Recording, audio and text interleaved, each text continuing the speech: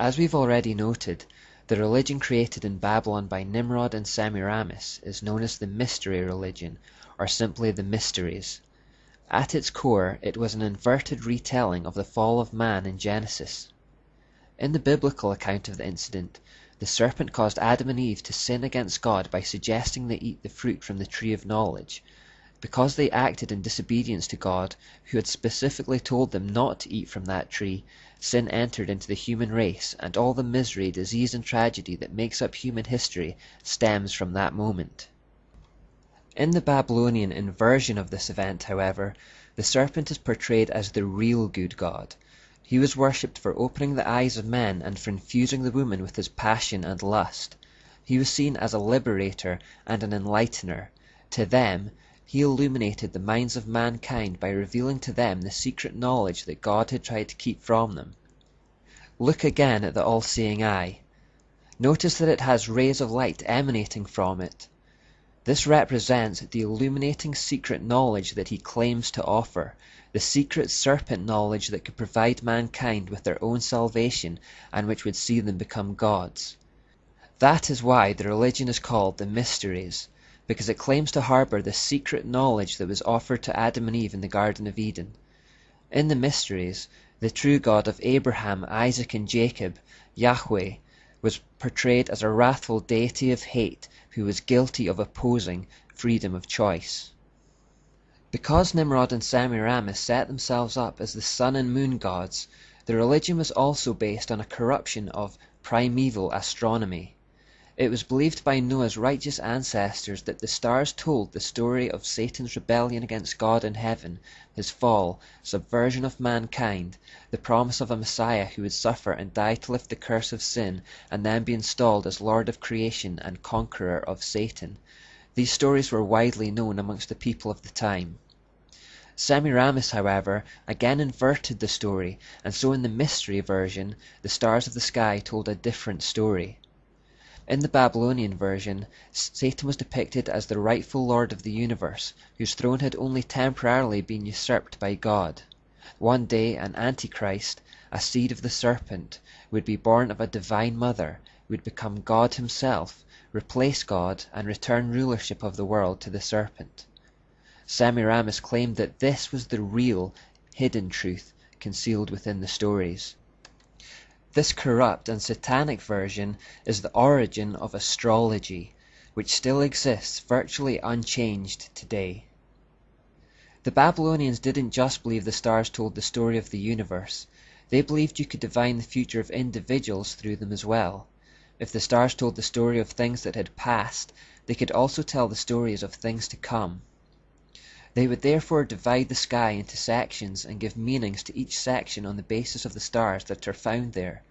According to the theory, a person's destiny is said to be determined by whatever section or sign he is born under. This is the origin of horoscopes. In times to come, astrology would pass to the empire of ancient Egypt, which is the place we most associate with pyramids today. The sacred mountain pyramids were constructed with certain mathematical relationships to the stars. The Sphinx also has astrological significance. It has the head of a woman, symbolizing Virgo, the Virgin, and the body of a lion, symbolizing Leo. Virgo is the first sign of the zodiac, and Leo is the last, so the Sphinx, which literally means joining in Greek, is the meeting point of the zodiac, indicating that the Egyptian priests believed Egypt was the center of the universe. By the time Moses led the Jews out of Egypt in Exodus, astrology had also infected the population in Canaan, which was the land that they were headed towards. Hence, some of the strictest warnings in the Bible against astrology date from this period, such as in Leviticus 19:31 and Deuteronomy 18. The biblical denunciations of astrology identify the practice with demonism or Satanism, in the sense that Satan and his hosts were actually being worshipped in the guise of the signs, planets, and stars. And as mentioned previously, the leading lights of the sky, sun and moon, were worshipped in the form of Nimrod and Semiramis. Very significantly, a third leading light was identified in the sky that was 23 times more luminous than the sun, and therefore was considered to be the most important star in the sky. This star is known as the dog star, Sirius, or the morning star, because it's still visible even in the morning light. Remember in Isaiah 14:12, Lucifer is referred to as that name. When allied with the sun and moon, the morning star completes an unholy trinity of lights personified in Satan, Nimrod, and Semiramis. One of the key elements of the mysteries that I also want to emphasize is the hierarchical structure that they contained.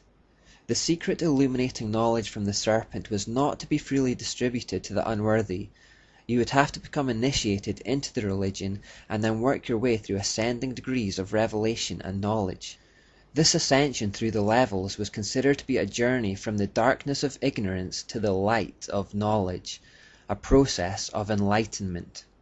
Progression was propagated by a hierarchy of priests and priestesses, and were marked by fearful rites of passage and oaths of secrecy, which, if broken, would lead to death. Similar oaths of secrecy are sworn today by other hierarchical institutions, like the Freemasons and Jesuits, but more about them later. The further along in the process you were, the more enlightened you were considered. The more enlightened you were, the more you could look down your nose at the unenlightened.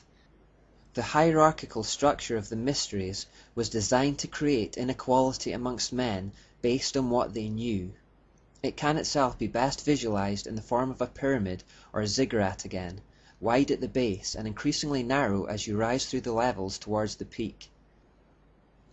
The idea is that there is an average mass of people at the bottom of the pyramid who are ignorant, blind fools, with an increasingly small number of enlightened people towards the top. The very top, the capstone as it were, is Lucifer himself, the giver of light. If you've read or seen Harry Potter, you'll be vaguely familiar with this concept.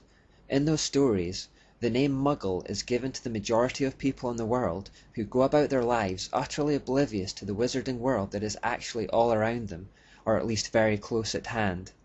We are encouraged to think of Muggles as idiots, and indeed the Oxford English Dictionary has even picked up on the word and defines it as an individual who is clumsy or unable to acquire a new skill.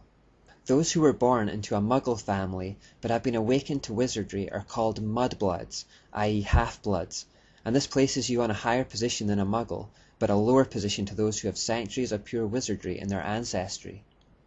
J.K. Rowling here, as in many aspects of her books, is actually giving insights into real occultism. The word occult means hidden or concealed, and it is the modern name by which the ideas of the mysteries have come to be known today. When you have people involved in the occult, the information, knowledge and power that they are trying to tap into is the exact same as that serpent knowledge which originated in Babylon. The idea of occultism retains the concept that there are a powerful, enlightened or illuminated few at the top who see things as they really are, and the rest are kept in the dark, mere ignorant fools. The enlightened few consider the average mass of people to be almost subhuman, like cattle, who deserve to be led like cattle and treated like cattle. This knowledge hierarchy is replicated in almost all occult societies today, like Freemasonry for example, and it fulfills an important function of allowing Satan to pervert by small degrees. Those at the lower levels of Freemasonry have absolutely no idea of what they are actually involved in.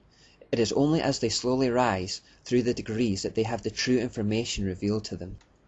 By perverting in small stages and in the passing of time, people lose sight of just how far they're straying and can be led to accept things that they would otherwise have flatly rejected if they had been given the full revelation from the start.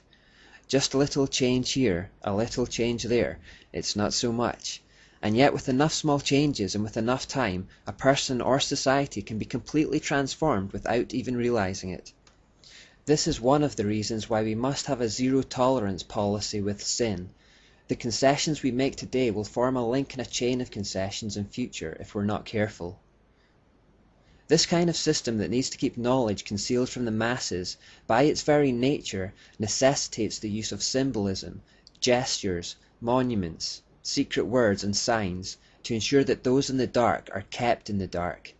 That's why the occult makes heavy use of these devices. They use symbols that are packed with meaning for the initiated, but which mean absolutely nothing to the average man. By using symbols, information can be communicated by being hidden in plain sight. That is, they are in the open air for all to see, but they are not recognized or interpreted by the average person. It is also for this reason that the occult always hides behind outward facades of neutrality, goodness, or even holiness. I mentioned this earlier, but don't expect evil to have an obvious outward appearance of evil. That's not how Satan wins people to himself. More often than not, he disguises himself as an angel of light to seduce, which is why discernment becomes one of our most important tools in these last days. It is also for the same reason that dual meanings are prevalent in the occult world.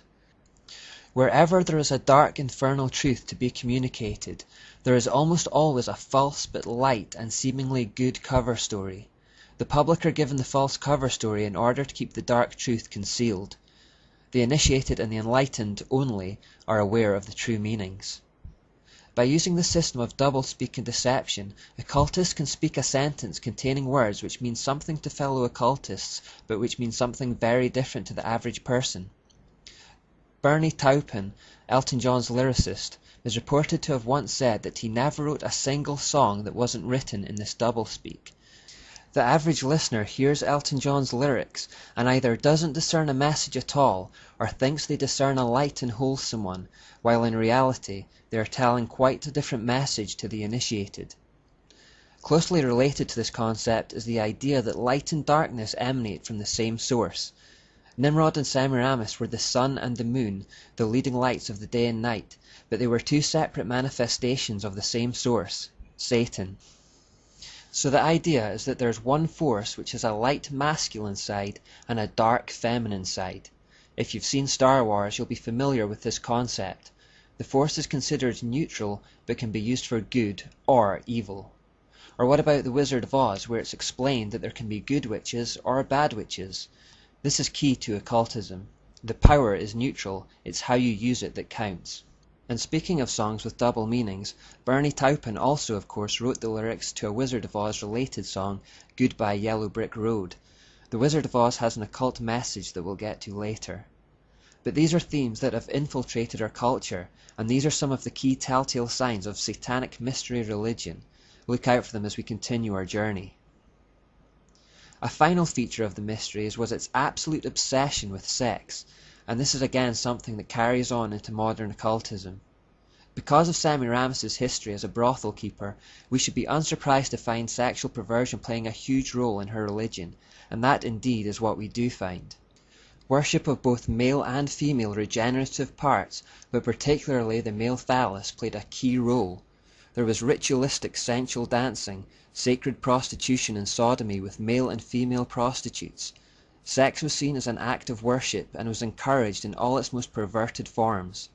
The religion was also notable for its vicious blood rituals, where animals and children were brutally sacrificed. Because sex was involved in the worship, unwanted babies often resulted, and they were sacrificed on the altar of this depraved system. The religion also involved the use of magic, conjuring, channeling and sorcery. In fact, the worship in the religion involved the most vile and evil forms of immorality imaginable.